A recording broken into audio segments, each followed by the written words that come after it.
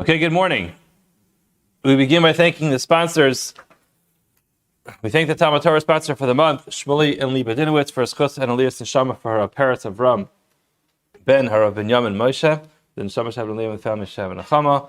And the week of learning is sponsored by Ira Miriam Grossman in commemoration of the yahrzeit of Ira's beloved mother, Frieda Grossman, Frieda Shmuel, the neshama should have an aliyah, and the family should have neshama. Thank you for your sponsorship.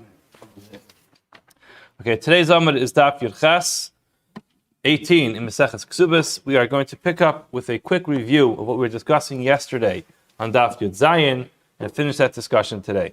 So, if you remember in the Mishnah, the first Mishnah in this parak, we had a memra from Rabbi Yehoshua. Rabbi Yehoshua said that if a person walks over to somebody and says to him, "The following field used to belong to your father, but while it's true that the following field belonged to your father, I purchased it from your father, and therefore now it's mine." The halacha is he is believed, and the Mishnah explains Richter. Since he's the one who incriminated himself, he's the one who admitted that the field used to belong to this person's father in the first place, and without his admission, nobody would have known that. He is also believed to say that he purchased the field and now it's his, because he could have just chosen not to say anything, and nobody would have been able to come over to him and say the field doesn't belong to you.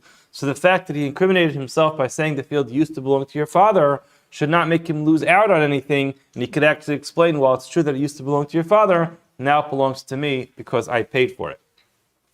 The Gemara yesterday was trying to figure out why does Rabbi Yehoshua need to specifically mention his halacha of hapesha aser hu hapesha hitir, which is essentially all he's trying to bring out, the concept that a person can say something incriminating and then clarify it and then he'll be believed. Why does it have to be specifically a case where he was addressing the person's father's field? Why can't it be a case which is directly related to the individual that he's talking to? Why can't it just be he walks over to somebody and says, "This field used to belong to you, and it's true it used to belong to you, but I bought it from you"? And the answer that we've given up until now is that we want both sides of the discussion to be true, and the side of the discussion which is v'im yesh edim, if there is external evidence that the field belonged to somebody else. For example, there are edim, there are witnesses who came by and said the field used to belong to this person's father. So he's not going to be believed to say that he bought it unless he could prove, he could produce some sort of proof of purchase. And it has to be consistent in all those cases. And yesterday we discussed it with regard to the halachas of chazaka, and the halachas of chazaka, which we explained yesterday, were that once a person lives in a field for an extended period of time, for 3 years, and nobody came by and protested his ownership, nobody called him a squatter, nobody tried to kick him out during those 3 years, he can therefore stay there forever as long as he has a valid claim as to how he got the field. And we explained why it was relevant, and that would only be relevant if it was his father's field. In other words, if we were talking about a field that belonged to a specific person, so then we can have a question about the chazaka. If we're talking about a field that belonged to his father, then we found a case where the chazaka wouldn't help. Why? It was talking about a case where the father died in the middle of those 3 years, and he was a child when he took ownership over it, and therefore the fact that he's living there for a long time doesn't help, because this is a child over here, and therefore he maintains his status as a child even though he grew up. Therefore the chazaka won't work, and that's why it has to be that specific case. Now the Gemara talked about another case. The Gemara asked, why can't we be talking about,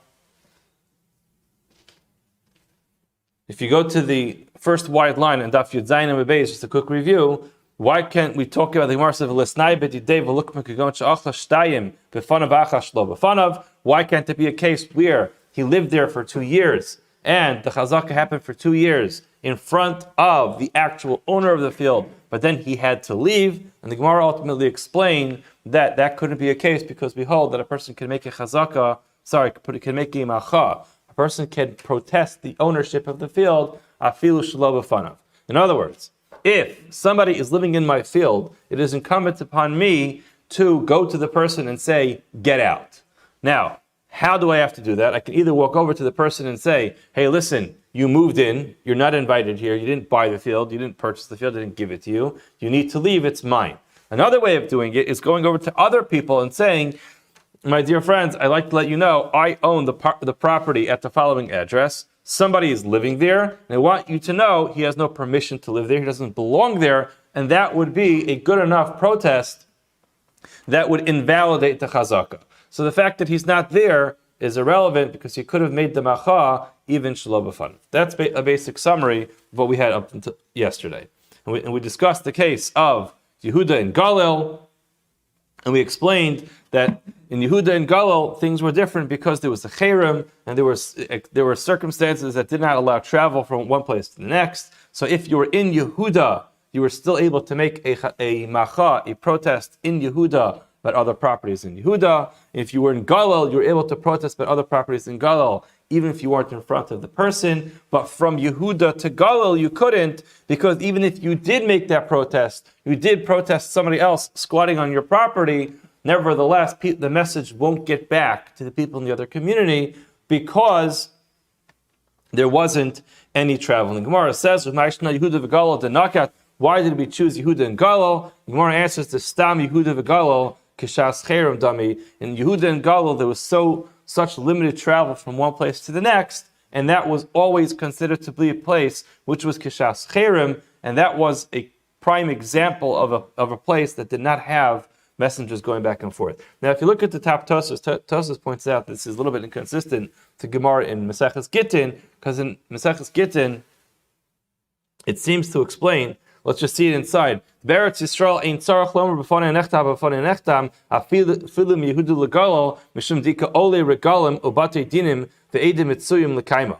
It seems like the concept of b'fonei nechtam, we'll get to that in Maseches Gittin, is again authenticating a get, that it was written and signed in front of you. A shliach, a messenger who carries the get, the divorce document, has to make that proclamation that it was signed and written in front of him. And it says, in Eretz Yisrael, you don't have to do that because of all the travel from one place to the next. So now, it's interesting, Tosfos just points out, the hasam ha'isha machzeres achar edikiyam. In that case, the woman wants to make sure that the divorce actually went through, so she spends time trying to find people who traveled, who came to Eretz Yisrael and passed through those areas. Since she's looking for those people, there's always people to find. A person who moved into someone else's property and just settled there, he's not spending his time looking around. Did anybody come from Galil? Anybody traveling up over here? Did you hear him make a macha? It's not part of his agenda for his day. So what Tosfos is pointing out is, you definitely can find people who are traveling from one place to the next. It's definitely plausible that people will go from one place to the next and carry the message, but they're not very common. If you're looking for them, like the woman who wants to authenticate her divorce document, yes, indeed, she'll find them, but no squatter is looking for the owner of the field and his protest against them living there. It has to actually flow through much more freely. So now the Gemara asks a question. Why does Rabbi Yehuda have to say his case, his halacha of pesh aser, pesh hiter, in the case of the father in the field? V'lisni moder Yeshua ba'omer lechavero, mana lavisi mimcha uparati lecha shehunam. Why does it have to be a case of real estate where a person is talking about the original owner of the field and then a purchase of the property? Why can't it simply be a person who walks over to somebody and says, I borrowed $100 from you, but I paid you back? In other words, a pesha aser, I incriminate myself by saying that I am in debt to you of $100, but then I take myself out of debt by saying I paid you back. The Gemara said, remember, we have to have both halachas of the Mishnah being true, which is, the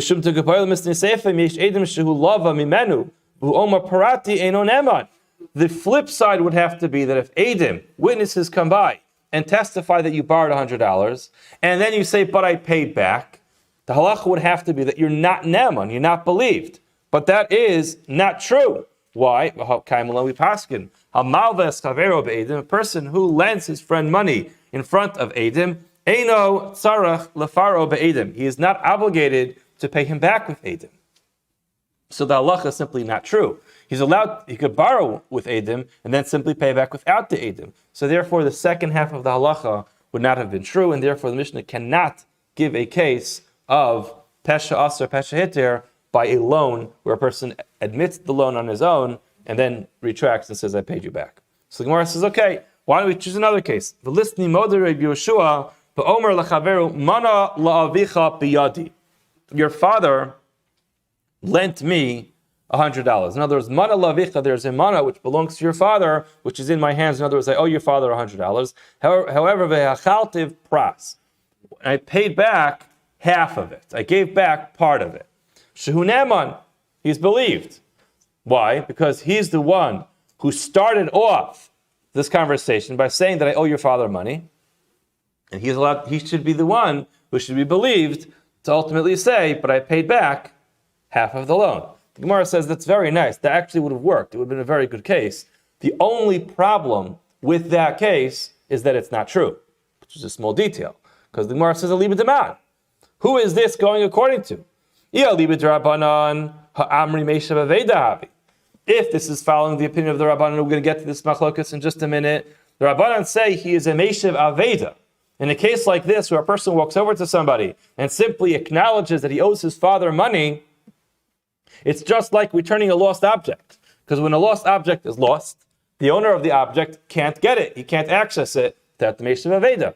In this case as well, the person is a Meshiv Aveda. He's returning a lost object because it's a loan that cannot be identified without this person himself acknowledging that he borrowed the money. If this is following the opinion of Rabbi Elazar ben Yaakov, Amar Shvua Bai. Rabbi Elazar ben Yaakov says he still needs to make a Shvua of Modeh B'Miktzas. And we're going to see this in just a second. The Tanya, for we learned in a Brisa, Rabbi Elazar ben Yaakov, Omer, Rabbi Elazar ben Yaakov says, Pa'amim, there are cases, She'adam nishpa al tainas atzmo. The person needs to take an oath based upon his own claim. So let's just quickly review. The halacha is, if I walk over to somebody and say to him, Mana li biyadcha, which means, you owe me $100. And the person says to me, Lahadam, lohaya devarim me'olam, which means, I am entirely denying the entire loan. I say you owe me $100. The person says, you were dreaming. I never borrowed $100 from you. The whole story is just made up. In that case, obviously, if I would like to extract money from him, I would have to find some type of proof that he owes me the money. I would have to pull out some type of contract, some type of agreement, a written contract. I would have to have eidim, some type of evidence that the person owes me money. Because if he denies it, he's off the hook. It happens to be that the Chachamim instituted something called the Shavuos Heses, which is a Shavua, an oath, which is midrabanan in that case, but midoraisa, if a person denies owing the money, he does not have to pay anything back. If the person says, it's true that I borrowed money from you, but I only borrowed 50, and therefore I only owe you 50, midoraisa, the Torah obligates this person to take an oath that he only owes 50. We're going to see why very soon. In other words, admitting to the loan, admitting that the loan exists, puts you in a little bit more of a vulnerable place than denying the entire loan. If you deny the whole thing, you're off the hook, scot-free min HaTorah. If you admit to part of the loan, you have to take a shvua called a shvua of Modeh B'Miktzas. So how about this case? Person walks over to somebody and voluntarily says, I am a Modeh B'Miktzas. He walks over to him and says, I owe your father money, but only half of it. So Rabbi Elazar says, there are times, there are times when a person needs to take an oath based on his own claim. Ketzad, what's the example? Mana la'avicha biyati. Your father has a mana in my hands, v'he'achaltiv pras, and I paid back half of it. Says Rabbi Elazar ben Yaakov, hareza nishba, he needs to take an oath of Modeh B'Miktzas. V'zehu, and this is the case, shenishba tainas atzma, v'chachamim omrim, chachamim say, eino ela k'meshiv aveda upater. He is only like a meshiv aveda, and he is pater. So now, let's just take a break for a second. Why is this opinion like nobody? In other words, if Rabbi Yehuda said this halacha, why would it follow nobody? If you look at Rashi, aliba deman, he says, Tanai pligi baha milsa b'shavus. This is a machlokas in Shavus. V'i amar Rabbi Yeshua hachi lo kechad minayu. If Rabbi Yeshua said this halacha of pesha aser, pesha hitir, then he's saying, and he said it in the case of a person acknowledging a loan to someone's father, he would be like nobody. Chachamim take their case so far as to say, even if he's asking him for the money, if he admits it and then explains that I paid back half, he's a Meshav Aveda. He doesn't have to take anything. So it doesn't have to be a case where a person initiates the discussion on his own. Remember, our case in the Mishnah was the case of Ein Shar Shachat Lefanech. We explained that term, which means there is no question mark before this person walks up. So Rabbi Yeshua's halacha is not going to be true because Rabbi Yeshua's halacha would extend even to the case of the Chachamim, where the person actually says, hey, you owe my father money. So therefore, it can't follow anyone's opinion. Now the Gemara now gets into this discussion of the Chachamim and Rabbi Elazar ben Yaakov. And the Gemara asks, Rabbi Elazar ben Yaakov less the Meshav Aved Pater? This is a Mishnah. It's a Mishnah which is Mefureshes, which says if a person is doing a service for somebody else, a person goes out of their way to try to help somebody, then we don't start making their life difficult. So in other words, the concept of Meshav Aved is a person finds a lost object. If you're going to start making this person take all kinds of shavuos and make his life difficult to return it, you know what the person's going to say? Mali atzara azos. What do I need to get busy with returning lost articles to people? It makes my life difficult. I have to take a shavua and have all types of responsibilities. Why should I bother with this? And therefore, for tikkun olam, to make the world a better place, you want people to have an easier time returning lost articles. We try to make their life a little bit easier for them. So now, this machlokas between Rabbi Elazar ben Yaakov and the Chachamim seems to indicate that Rabbi Elazar ben Yaakov does not hold of the halacha of Meshav Aveda, because he's about to make this guy take a shavua. For what reason? Because he voluntarily went and offered to pay back a loan. So the Gemara says, of course he holds of that. Of course he holds of the concept of Meshav Aveda. However, Amar Rav, in this case, B'toah no katan. We're talking about a case where the child was a katan. So it wasn't like he voluntarily just walked up and said, hey, by the way, I owe your father money. It's talking about where the child walks over to him and says, hey, sir, I believe you owe my father money. His father passed away. The kid walks over and says, you owe my father money. So now the problem is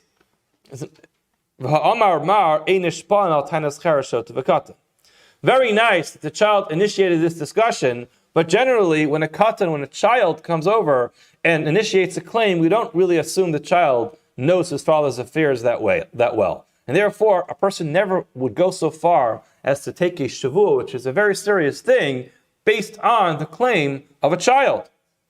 So Gemara says, no. This is not just a regular katan. My katan, gadol. The child is a katan. And obviously, the Gemara is going to say, if he's a child, don't call him an adult. If he's an adult, don't call him a child. So the Gemara says, when it says katan, it doesn't mean a katan in the halachic terminology of being a child.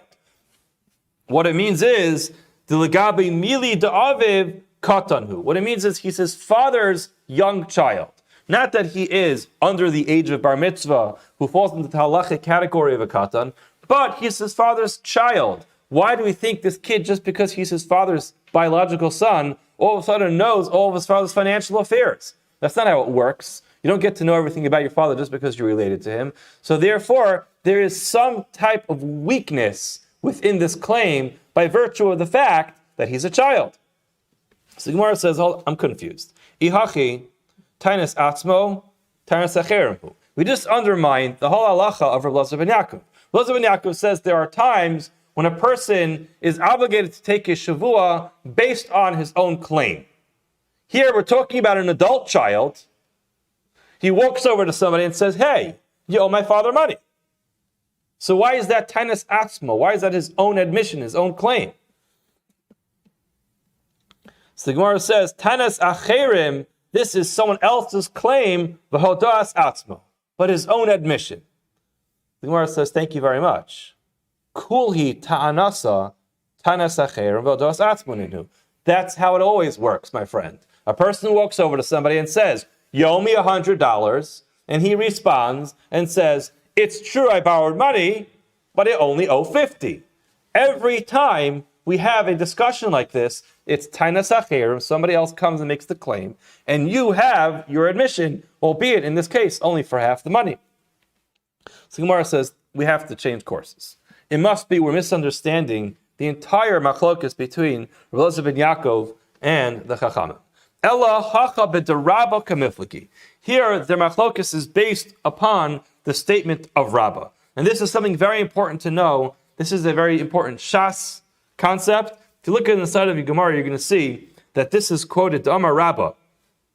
It's in Gittin, it's in Bava Kama, and it appears at least 3 times in Maseches Shavuos. So here we are in Maseches Kesuvos, which precedes all of that. So we're having our first introduction to this statement of Rabbah here. It's a very sodistic Shas Svara about Moda b'miktsas. Moda b'miktsas is one of those things that come up all the time. And the Gemara asks, why is it that one who admits to half of a loan needs to take a shavua? The Amar Rabbah, mipnei ma amra Torah, moda miktsas hatayna yishava. Why is it that when a person agrees to half of a loan, that he has to take a shavua? And the Gemara answers. Rabbah explains, Chazaka, we have an pretty much established fact over here. Ein adam meiz panav b'fnei bal chova.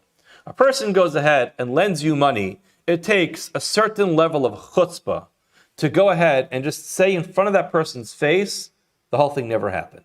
Now, if you look at Tosfos, really Rashi seems to explain that a person is kind enough to lend you money. He doesn't have to do that. He's kind enough to lend you money when you need it.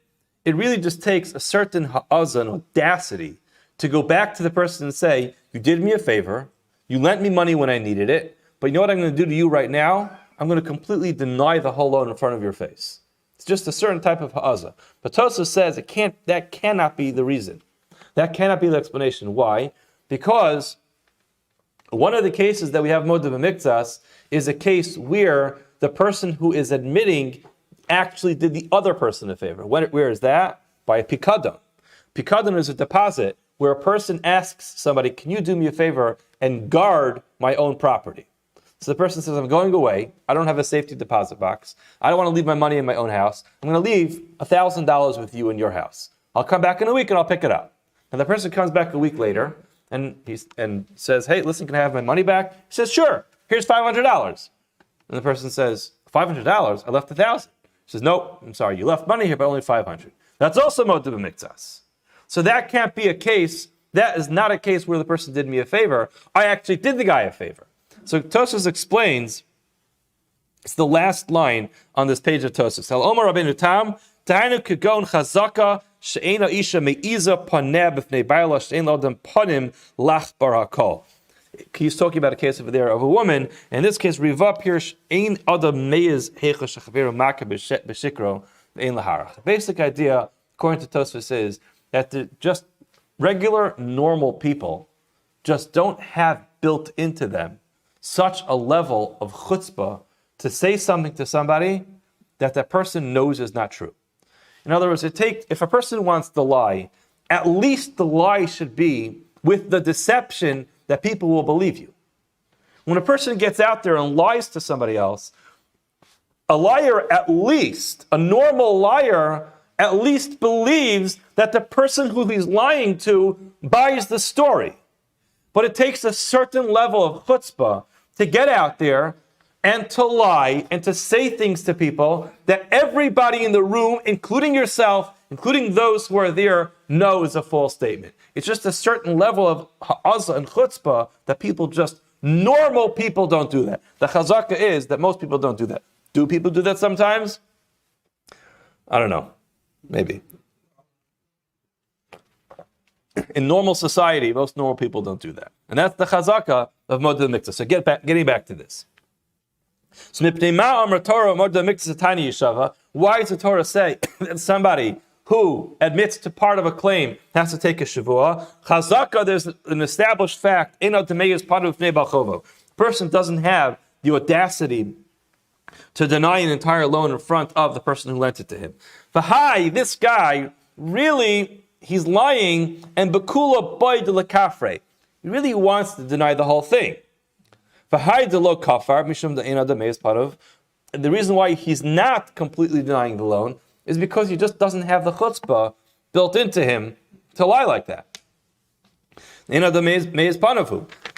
Therefore, because he does not want to be a liar, ubekula by delodi, he really would admit to the whole loan. Why doesn't he? He's just trying to push it off.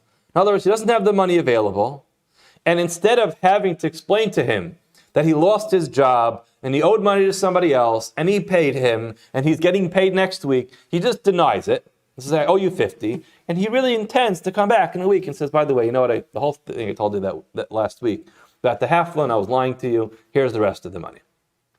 The savar adahav lizuze uparanile. When I get the money, I'll pay him back.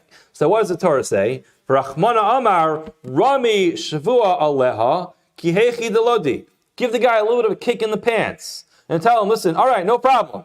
You denied it, we'll take you at your word. Just take an oath. Take an oath, take a Shavua, and once you take the Shavua that you only owe half, then we'll take you at your word. In such a case, the person says, you know what, I'm going to go ahead and take an oath, make a false Shavua. I'm not doing that. Now, this is the reason why a moed b'miktzas has to take a Shavua. Really, essentially says the Gemara, to give the guy a little bit of a kick in the pants to ultimately man up and admit to the whole loan. But this is all based on the concept that a person won't brazenly go out there and deny a loan that he knows, and he knows the other guy knows, and the other guy knows that he knows that he actually owes. So now, Rebbe Elazar ben Yaakov Savar, lo shanu bo, lo shna bo, v'lo shna bibno, eino meiz. It doesn't make a difference if you're talking with the actual person who lent the money or the son of the person. Person's just not going to have the chutzpah to deny the loan. He's not really a Meshav Aveda when he agrees that he owes half the money, because it's really not up to him. When you're a normal person, there are certain things that are not up to you. Normal people just don't have it within them to go ahead and lie. And therefore, you're not a Meshav Aveda. You were put on the spot because the person came and claimed the money from you. For Rabbanon Savri, Rabbanon are of the opinion, Bo hu de'eno meiz. In the actual person who lent the money, that's where a person is not going to have the chutzpah to deny the loan. Aval bibno, with his son, meiz, because he thinks maybe the son doesn't really know. I could trick the son, I could fool the son. The son is all confused about his father's estate anyway, and therefore I don't have such a problem denying it to the son. Umidalo is the fact that he chose not to have the chutzpah to deny the loan, Meshav Aveda Havi, he is considered to be a Meshav Aveda. So that concludes that discussion about Rebbe Elazar ben Yaakov and the Chachamim. But again, the conclusion is that everybody agrees to the concept of Meshav Aveda. Everyone agrees that when I go ahead and voluntarily bring myself into a situation of a monetary dispute with somebody, why did I do it? For the sake of trying to give the person back money that he rightfully owes. In such a case, we're not going to impose a shavua on the person to make his life difficult. We're going to try to make life as easy as possible. Why? Because you want to try to encourage, not discourage, good behavior. The poskim discuss this in the various different contexts. How far does this go that when someone is involved in doing something good, that we don't want to make their life difficult? In other words, in this case, it's very direct. I went there to acknowledge a loan. And in acknowledging that loan, I really got myself in trouble, and now I might have to take a shavua based on that loan. What if I was volunteering and doing something for the community? And in the context of volunteering and doing something for the community, somebody accused me of stealing something. So it's really two separate things. I was doing something good for the community, and I could have said, you know what, forget it. No more community service. Here I go out there, I take time out of my day, and I volunteer, and I'm cleaning up the shul, and there I am, and now I have to face all types of accusations that I stole something from the coffee room. Forget it, I'm not doing that anymore. Or do we say, well, you know what? They're really unrelated. If we're going to say that you stole the, the mop, so you were actually there mopping, you're doing something good, but is it actually related to a potential case of theft? So that's where the discussion in the poskim comes out. The bottom line is it really gets very sensitive in different cases. In the Seshala for a posek, and the Zilberstein actually has a shayla about this Bet Hatzala guy who was called to someone's home. I think the guy wasn't well, he called Hatzala, and he lived alone. And when he got better, he noticed he was missing something from his apartment. So he's thinking, who was the only person who came to my apartment? That's Hatzala guy. So now he wants to go ahead and claim that Hatzala guy should now have to take a shvua that he didn't steal his stuff. Hatzala guy says, I came to your house, you weren't feeling well, I took care of you, I put you in the ambulance, and I brought you to the hospital. Why do you think I was stealing your stuff? I wasn't there to steal. I was here to bring you to the hospital. He says, no, you were the only guy who came to my house, and you should take a shvua that he didn't steal it. So do we say the Hatzala guy is a Meshav Aveda? The Gemara actually says, saving someone's life is a Shavas Aveda. So, and we say he's a Meshav Aveda, he's Pater. Or do we say it has nothing to do with anything? One case was helping the guy with his medical needs, and now he claims you were in my apartment, you stole something. It's a very good and interesting discussion, but again, generally speaking, everyone agrees with the concept of Meshav Aveda. We don't want to make people's life difficult for them. The question just is, how far does this go that a Meshav Aveda is Pater from a Shavua? Does it even go to external circumstances related to the community service that they are doing? The Gemara continues. The Mishnah continues. Now, just by way of introduction, this is a very important Shas sugya called Kiyum Shtaros. This Mishnah is really, and the following Gemara is one of those sugyas that are learned in yeshiva, and it takes, what we're going to learn today in about 15 minutes, takes about 15 weeks in yeshiva to learn. And the reason for that is because every one of these concepts that we're going to bring are concepts that really have all types of depth to them. What is the reason for them? How can you apply them? Under what circumstances do they apply? So I encourage you, if you have some time today is Sunday, to go ahead and look through some of the shiurim online. I can't tell you that I went through them and know which ones to listen to. If you find any of those lumdis on the daf type of shiurim, I encourage you to listen to it, because this is really something, a real shas sugya, and the concepts over here are really deep. But we're going to go through it in as clear a fashion as possible, but as well we have to finish by the time today's shiur is over. Now, there is an idea called Kiyum Shtaros, which is the following. Midoraisa, from the Torah's perspective, if you have a shtar, you have a contract, the contract is written properly, and it is signed, it is valid, and it can be used to extract money or to keep money. That's the halacha. Whatever the shtar is intended to do will work as long as it is written and it is signed. Nevertheless, Chazal instituted something called Kiyum Shtaros. So midrabanan, there is an idea that you have to actually authenticate the shtar, which means that technically anybody can go ahead and write a shtar and forge signatures. I could write anybody's name. How do we avoid that from happening? We have the concept of Kiyum Shtaros. What does Kiyum Shtaros mean? Kiyum Shtaros is when the Eidim themselves can verify that it is their signature on the document. There are a number of ways of doing it. Either the actual witnesses walk in and say, oh, that shtar, yeah, that's my signature. I signed that paper. Or another way of doing it is that other people come in and testify, I recognize the signature of this person. Could be I worked with him, or I've seen his signature a number of times. This looks like his signature. Another way of doing it is where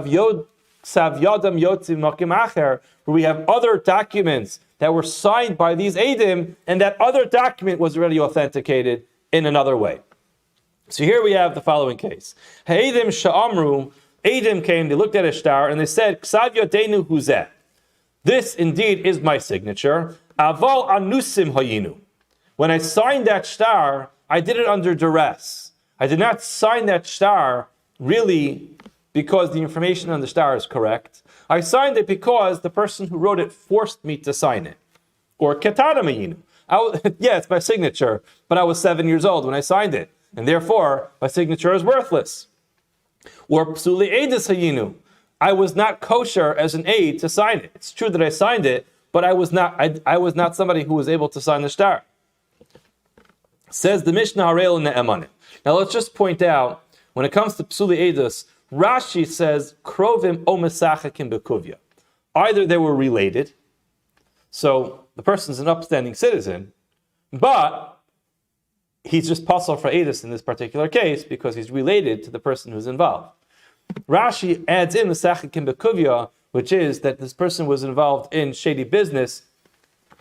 It literally means people who play with cubes, which is a game. Now, it's a game which is gambling. Now, getting to the sugya of gambling doesn't mean that anybody who ever played poker is going to be pasal eidus. What the Rav explains, and the Mshitim Kebetzis discusses this, Bnei Yeshua, it's talking about somebody whose entire life and the entire parnasa and everything they do is involved in this, and that's considered somebody who's eino misasik b'yeshuva shel olam. The person is not doing something at all which helps society by sitting there playing games their whole life. So a person like that is pasal for eidus.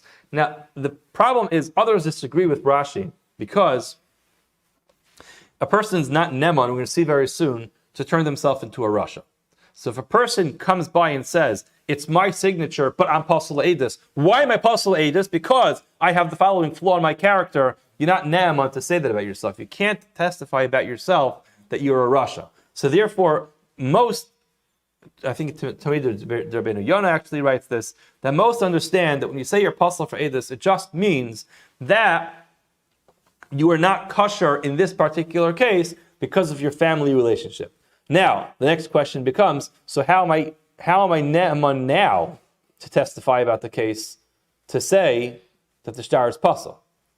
So they come up with a case where it was you were related to the person through marriage, and that marriage dissolved. So therefore, at the time, what you're saying is, at the time that I signed the shtar, I was related, so therefore, I was not a kosher witness. But now, that is taken care of. That's over. The person died, or the marriage is no longer relevant. In such a case, he's ne'eman.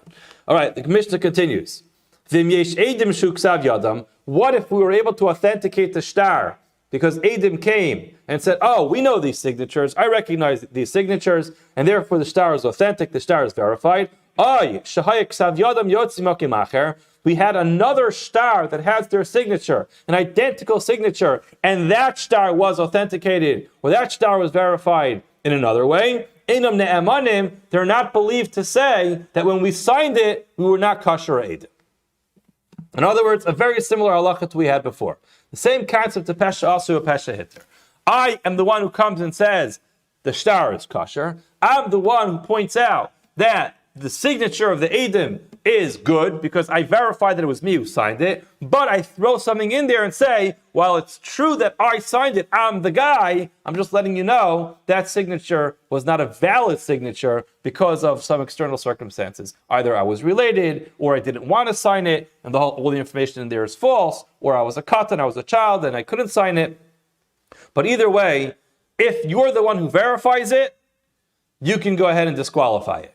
But if it's verified through an outside source, you don't have the right to disqualify it. Amar Rami Bar Chama. Rami Bar Chama says, Lo shanu, this Mishnah was not learned, Ela sha'amru anusim hayinu machmas mamo. When a person says they were forced to sign it, that's only when they say they were forced by virtue of monetary reasons. Aval anusim hayinu machmas tefashos. If a person says, if I was forced because my life was threatened, harei elu ne'emanim. So if you look at Rashi understands that at this point, the Gemara is saying on the following case. In other words, lo shanu t'im ksav yadon yotzi b'makim acher ein ne'emanim. That we learned that you're not believed if your signature came from another place. That's only if you're saying that you are forced through monetary reasons. So the Gemara says, Amalei Rava called Kamine. Would we actually believe the person to say that? Kibin shehigid, shevene chozer magid. So this is a very loaded line. But in a very simple understanding of this is, a person gets one shot at Eidos. Eidos is such a powerful thing. It says in the Pasuk, Al Pishnayim Eidim Yakum Davar. We establish facts based on the utterance of Eidim, based on what two Eidim say. If that fact is only a fact until you come back and say another fact, it's not a fact. So therefore, there's the concept of Kivin Shehegid. Once you say Eidos, the Eidos sticks, and you don't have the ability to be able to come back and say, well, you know what, I actually want to take that back. Once you say Eidos, you're not believed even against yourself. If you establish a fact with the power of Eidos, you can't come back later and uproot that fact. So now the Gemara says, you signed a shtar. You signed a shtar. Now, why should you be believed to say that you were forced because of monetary reasons? In other words, this line can't be true that when it comes to monetary reasons, when it comes to that he was forced because his life was at risk. In such a case, why would you be believed? Your first Eidah stands. So the Gemara says, if you're going to suggest Hani Mili Al Peh, Avol B'Shtar La, that's only true when the first Eidos was verbal Eidos, but not written Eidos. It's not true. When there's Eidim signed on a shtar, on a contract, it's as if Beistin put this person through the full extent of cross-examination. In other words, we take it as real eidos. The Gemara says, we're misunderstanding this concept. In other words, we thought at the beginning that when we were differentiating between an ones, a situation of duress, and we said that it's only that you're only not believed when it's a monetary duress, but if it's actually threatening your life, you would be believed, even if there is external evidence which verified and authenticated the shtar. That's not true. That can't be true, because if we authenticate the shtar, other people come by and say the shtar is valid. There is no backing out. You can't uproot that. Eidos is Eidos, and it's final. It can't be changed. So rather, when this line was said that there's a differentiation and there's a distinction between an onus, a monetary onus, and a nefashos, a life-threatening onus, must have been Aryeh on the first half. And it goes as follows: Harei elu ne'emanim. If a person comes by and authenticates the shtar by saying, I signed it, but I was an ones, they are only believed if they say, it is my signature, but I was forced. What type of force was it? The person threatened to take my life. If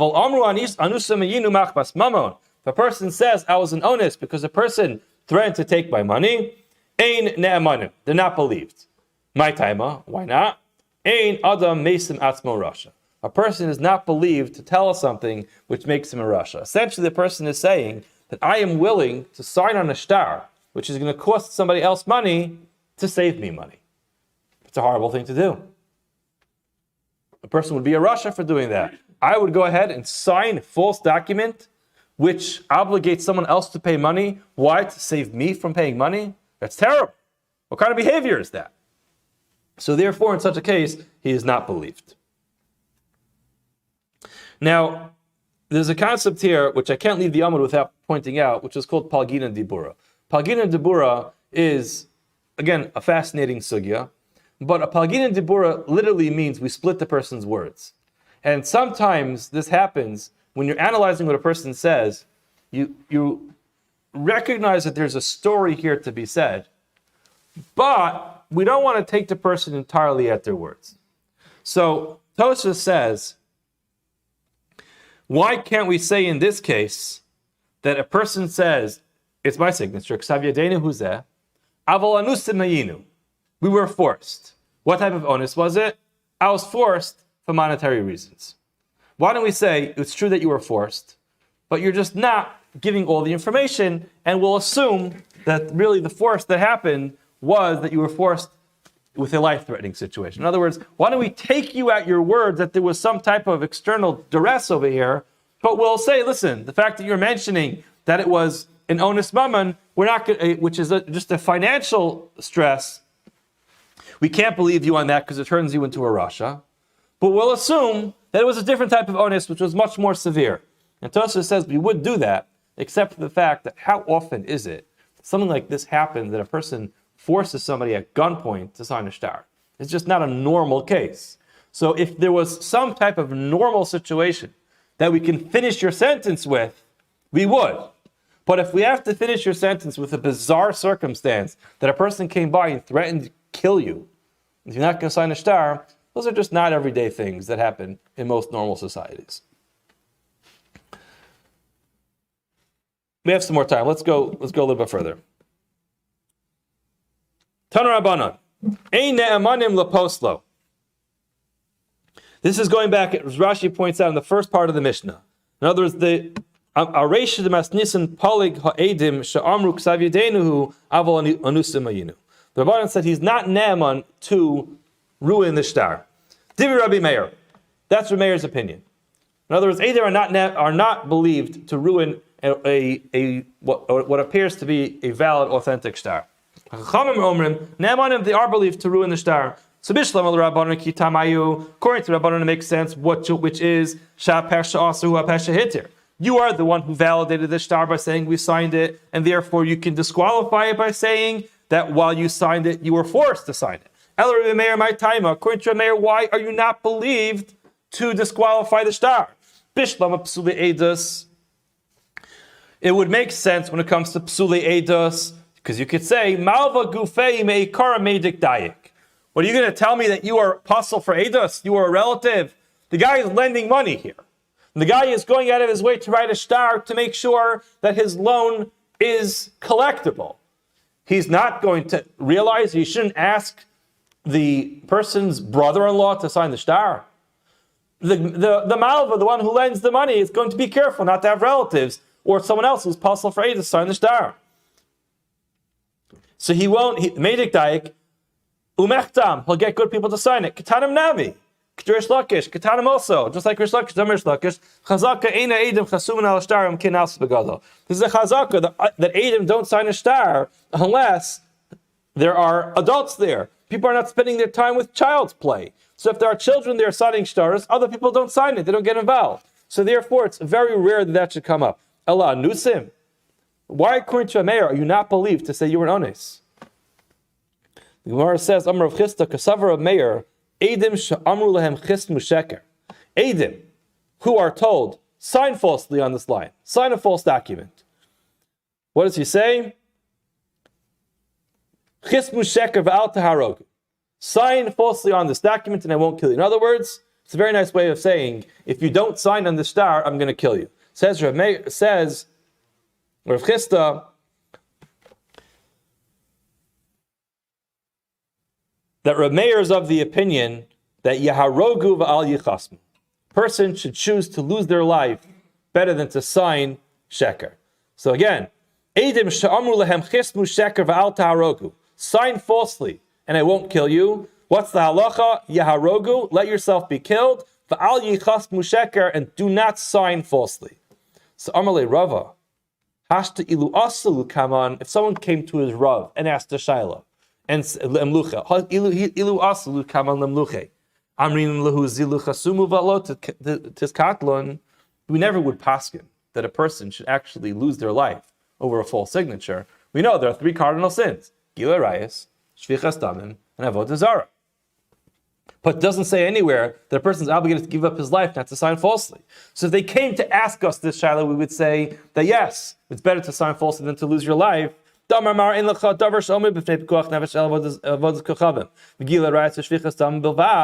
only those three things. So now, now that they did it, you can say to them, hey, why'd you sign? You should have let yourself be killed. That's not true. If I would have asked you, would have said, don't be killed. Rav Meir's reasoning is like Rav Huna. Time of Rav Huna Marav, Dam Rav Huna Marav, Moda B'Shtar Shekasvu, Ein Tzarach L'Kaimo.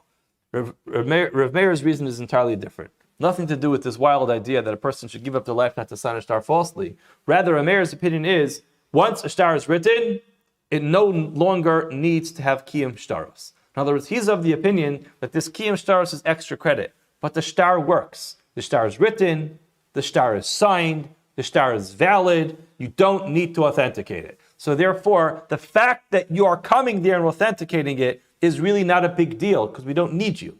So if we don't need you to authenticate it, you don't have the ability to disqualify it. That's the opinion of Rav Meir. We'll stop here. Have a wonderful day and have a wonderful week.